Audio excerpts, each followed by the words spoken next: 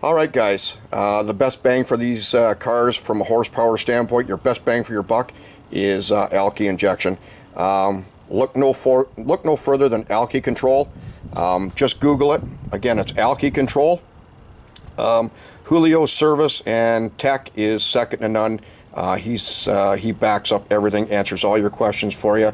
I believe he even has a phone number. You can talk to him. The other thing is, there is some wiring to this, guys. Now, I'm absolutely useless with wiring, and even I was able to do it. So basically what you've got here is the Alky tank. It's just, it holds your Alky. Basically it comes off and it sprays right into here. The unit inside the car, there's actually two units.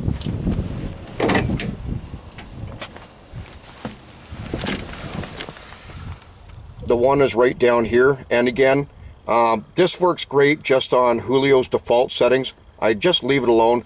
There's actually a pack controller as well. It's up under the dash here. I'm not going to crawl under the dash, no thanks. But anyway, what it does, the pack controller adjusts the turn on point, but Julio has it set on a default setting. I just leave it alone. I just use this for the street for screwing around. The other control inside the pack controller is for the amount of volume spraying at wide open throttle. Basically, Julio has this all set up on a default setting. It works great.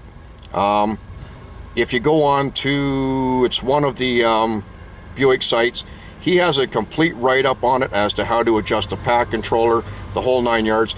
And it also, when he sends the instructions out, guys, it's all in there how to do everything anyway.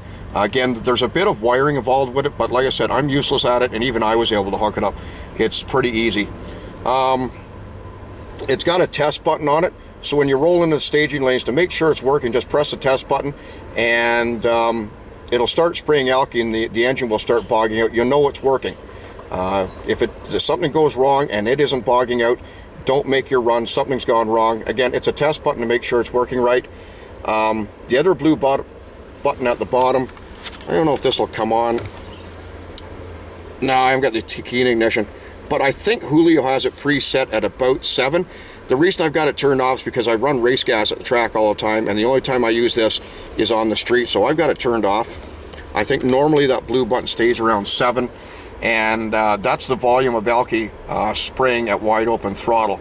Again, there is some fine tuning to do with it, but like I said, it comes with the instructions, and all you gotta do is follow instructions. It's no big deal. Anyway, guys, that's about it for Alky Control. It's the best bang for your buck to make horsepower.